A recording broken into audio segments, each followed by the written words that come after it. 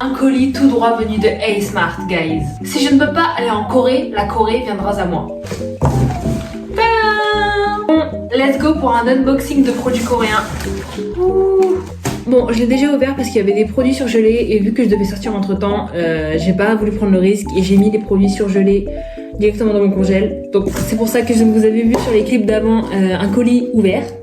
Le fish cake, du radis jaune mariné, des shiitake mushroom, du gochujang, des feuilles de riz. Et ça, d'ailleurs j'en ai encore à la maison, hein, mais c'est juste que je les voyais pas au fond de mon placard. Et le meilleur pour la fin, des algues desséchées à manger en snack, en mode vous remplacez ça par des chips, je vous jure que c'est extrêmement bon. Ah, j'ai fait une petite commande parce que j'ai déjà tout ce qu'il faut en condiments. Juste il me fallait genre, il me manquait quelques trucs genre du gochujang, des fish cake, du radis et des shiitake mushroom. Mais là je suis trop contente du coup parce que je vais pouvoir vous sortir mes meilleurs plats en fait.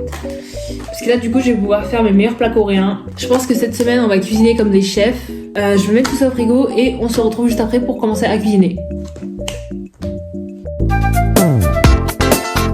Commençons par un classique qui est le kimchi, ce fameux chou acidulé pimenté coréen qui s'accompagne à absolument tous les repas, petit déjeuner, déjeuner et dîner. C'est vraiment un must pour les Coréens de consommer du kimchi à absolument tous les repas de la journée. Et j'ai d'ailleurs moi aussi adopté cette routine alimentaire car le kimchi est riche en probiotiques, donc ça fait du bien à l'estomac.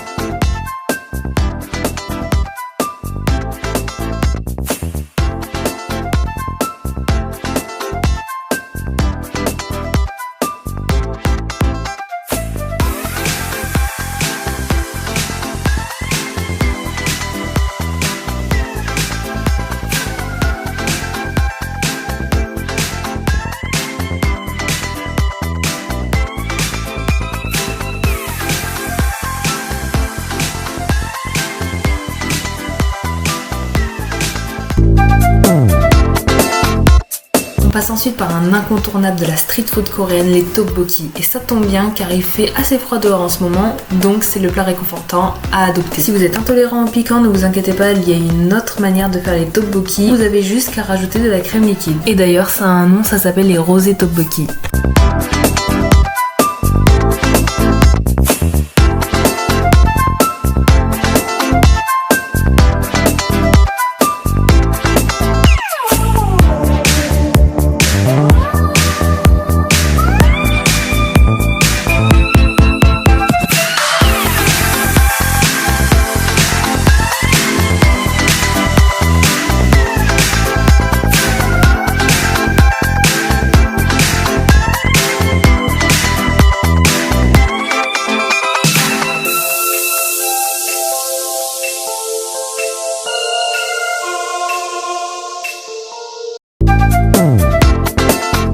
Place maintenant au kimbap qui est, comme j'aime l'appeler, le repas de la flemme car il se fait vraiment de manière différente. En fait, à la base des bases de kimbap doit être fait avec les restes de votre frigo, donc vous pouvez vraiment mettre ce que vous voulez dans votre kimbap.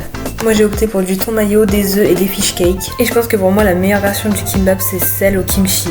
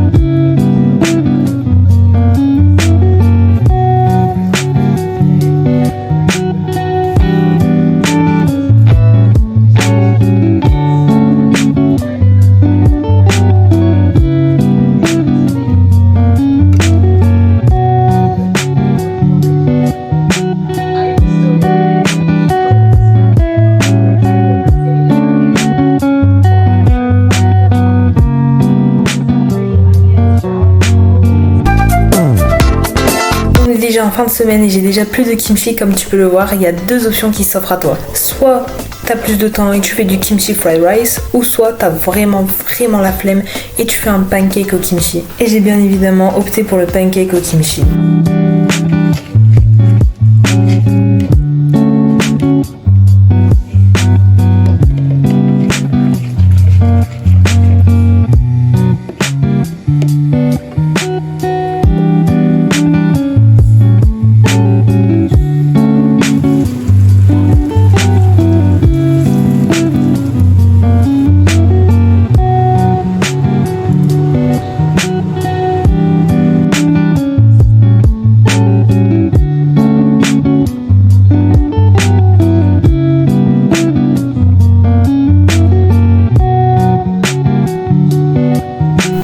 Par une touche sucrée avec des hot dogs.